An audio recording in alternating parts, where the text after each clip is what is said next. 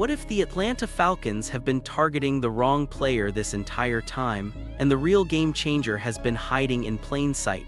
Because after weeks of debate, something shifted, and now Zachariah Branch might be the one pick that changes everything in Atlanta's offense.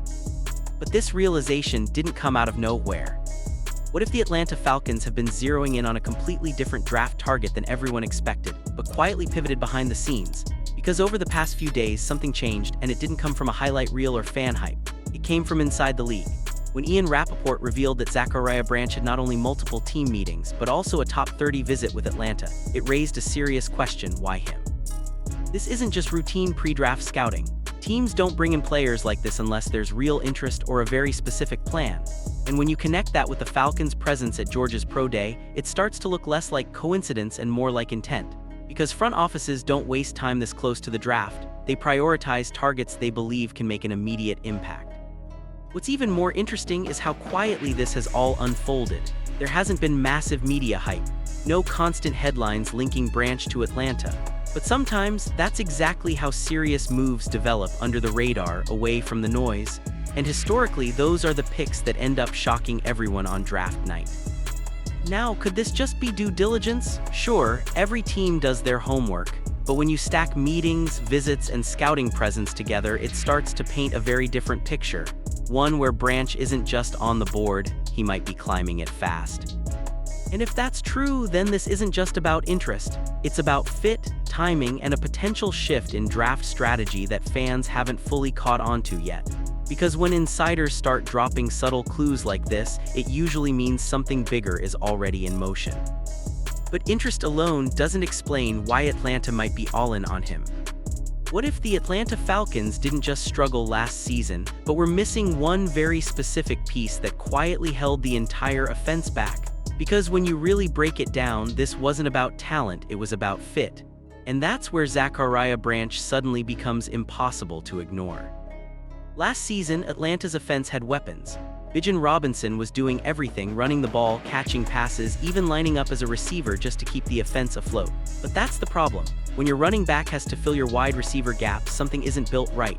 The Falcons didn't have a true yards after catch threat, someone who could turn a simple screen into a 20-yard gain. And it showed. No real screen game, no consistent short yardage explosiveness. Defenses didn't have to respect quick hitters at the line of scrimmage, which made Atlanta predictable. Everything became harder, especially on third down. Drives stalled, momentum disappeared, and suddenly even the most talented players looked limited. This is exactly where Branch changes the equation. He's not your traditional receiver, and that's the point. He's built to operate in space. Quick passes, design touches, get the ball in his hands and let him create chaos. That's something Atlanta simply didn't have. And in today's NFL, that kind of player isn't a luxury, it's a necessity. Think about it, one player who forces defenses to adjust instantly. One player who makes linebackers hesitate, corners back off, and safeties cheat up.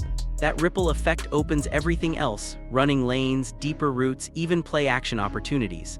Suddenly, the entire offense feels faster without changing much else. And the scary part? This isn't a massive overhaul. It's one addition that fixes multiple problems at once. That's why this fit feels different. It's not just about adding talent, it's about unlocking what was already there. And once you see how his skill set translates on the field, it gets even more dangerous. What if the most dangerous player in this entire draft class isn't the biggest or the strongest, but the one defenses simply can't keep up with? Because when you really dive into the numbers, Zachariah Branch isn't just productive, he's quietly elite in ways most people are overlooking. Start with the basics: 81 receptions, over 800 receiving yards, and an average of around 10 yards per catch. Solid, right? But here, where it gets interesting, his impact doesn't show up fully in traditional stats, because Branch isn't just catching passes, he's creating after them. Over 600 yards after the catch. That puts him among the top playmakers in the nation. And it tells you something important: this isn't a receiver who needs perfect throws downfield to produce. Give him the ball anywhere, even at the line of scrimmage, and he can flip the field instantly. That kind of efficiency changes how defenses line up before the snap. Then there's the reliability. Just a 2.4% drop rate, that's elite. In an era where even top receivers struggle with consistency, Branch gives quarterbacks confidence. And it goes even deeper: 0 fumbles over the past 2 seasons. Think about that. A high-volume, high-touch player who never puts the ball on the ground. That's rare. Now add the athletic profile. Elite speed, explosive acceleration, the ability to hit top gear almost instantly. This isn't just straight-line speed, it's functional speed that shows up every single play. That's why so much of his usage comes near the line of scrimmage: screens, quick outs, design touches. Over 50% of his routes start right there, and defenses still struggle to stop it. Because they know what's coming, and it doesn't matter. That's what separates Branch, not just production but how he produces: efficient, explosive, consistent, and built for the modern game. But even with all of that, critics still point to one major flaw. What if the biggest concern about Zachariah Branch isn't actually a problem at all, because every time his name comes up, the same criticism follows: he's too small, too light, not built like a true NFL wide receiver. But here's the reality: that argument might be completely outdated. At around 510, under 180 pounds, Branch doesn't fit the traditional mold. He's not going to outmuscle defenders. He's not your contested catch specialist like Drake London. And no, he's not the guy you're throwing jump balls to in the red zone. But that's exactly the point: he's not supposed to be.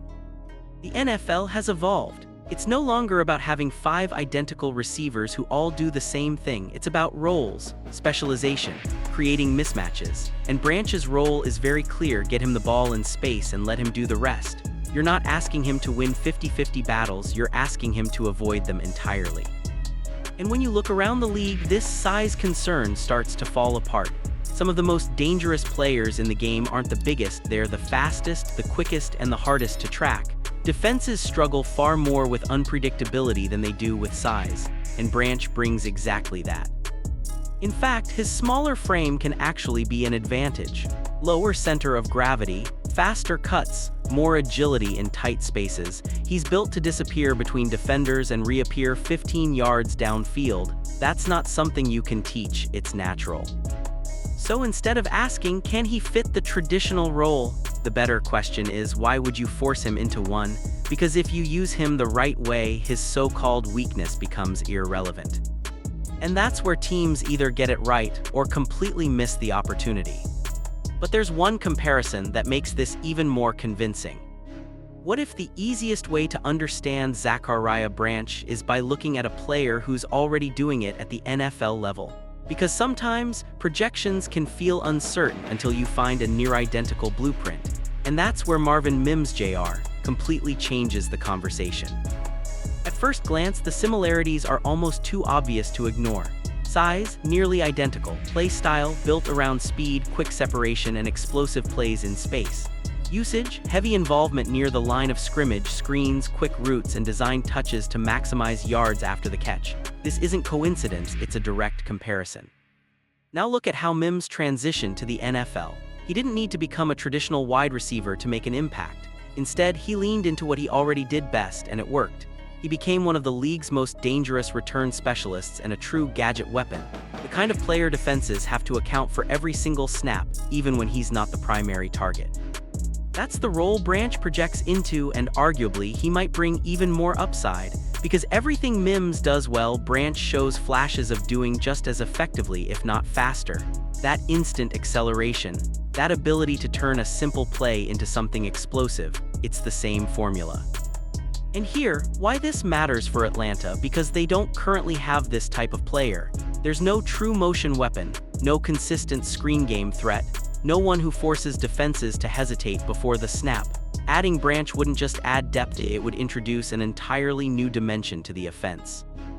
This is how modern offenses evolve, not by stacking similar players, but by adding unique ones who change how defenses react. And if the Falcons recognize that, this comparison stops being interesting and starts becoming very real.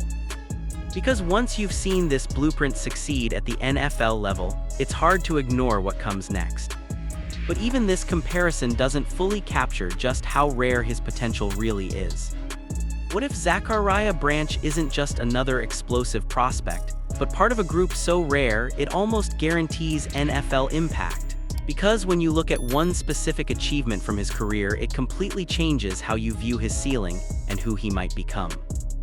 In a single season, Branch didn't just contribute in one phase of the game, he dominated all of them. A receiving touchdown, a rushing touchdown, a punt return touchdown, and a kick return touchdown all in the same year. That's not just versatility, that's controlled chaos. And here's the part that makes it even more interesting: very few players have ever done this at a high level. When you go back and look at the names tied to this kind of production, it's not random. Christian McCaffrey, Tyreek Hill, Tavon Austin, Cordarrelle Patterson, these aren't just good players, they're game breakers, players who force defenses to rethink everything, players who could flip momentum in seconds. And that's the pattern. This kind of all-phase production doesn't happen by accident. It signals a very specific type of athlete, one who can impact the game no matter where he lines up. Offense, special teams, open field, it doesn't matter. If the ball finds him, something happens. That's what makes Branch different. He's not limited to one role or one system. You can move him around, design touches, create mismatches, and every time he's on the field, there's pressure on the defense to account for him. Now, does that guarantee superstardom? Not necessarily. Every prospect has to develop. But history shows that players with this kind of profile don't just disappear, they find ways to contribute one way or another. And when you combine that with his speed, his vision, and his ability after the catch, it starts to feel less like a projection and more like a warning sign for defenses. Because if he translates even close to what those names became, this pick won't just look good, it could look obvious in hindsight. But there's one factor that will ultimately decide how far he really goes. What if the success of Zachariah Branch doesn't just depend on his talent, but entirely on who's throwing him the football? Because no matter how explosive a player is in today's NFL, the quarterback can either unlock that potential or completely limit it. And in Atlanta, that's where things get very interesting. The Falcons are still facing one of the biggest questions heading into the season: who's actually going to be under center? On one side, you have Michael Penix Jr., a young quarterback with upside but still developing, especially coming off injury concerns. On the other side, there's Tua Tagovailoa, a player known for elite accuracy and quick decision-making. Now hear why that matters so much for Branch. His entire game is built around timing and precision. Quick throws, short routes, screens at the line of scrimmage, plays where the ball has to arrive instantly and exactly where it needs to be. If the pass is even slightly off, the entire play breaks down. But if it's perfect, that's when Branch becomes dangerous. That's why a system like Kevin Stefanski's offense is such a natural fit. It's built on rhythm, structure, high percentage throws. The quarterback isn't asked to improvise constantly, they're asked to execute with consistency, read the defense, deliver the ball, let the playmakers do the rest.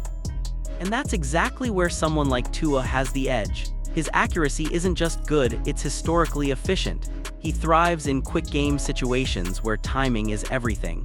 That kind of precision pairs perfectly with a player like Branch, who can turn short completions into explosive gains. But if that connection isn't there, everything changes. Because without accurate, on-time throws, Branch doesn't get the same opportunities to create. The space disappears, the explosiveness gets neutralized, and suddenly a player built for efficiency becomes underutilized. So this isn't just about drafting a wide receiver. It's about alignment between scheme, quarterback, and skill set. And if Atlanta gets that combination right, this won't just improve the offense. It could completely transform it. And if that connection clicks early, the league might not be ready for what comes next.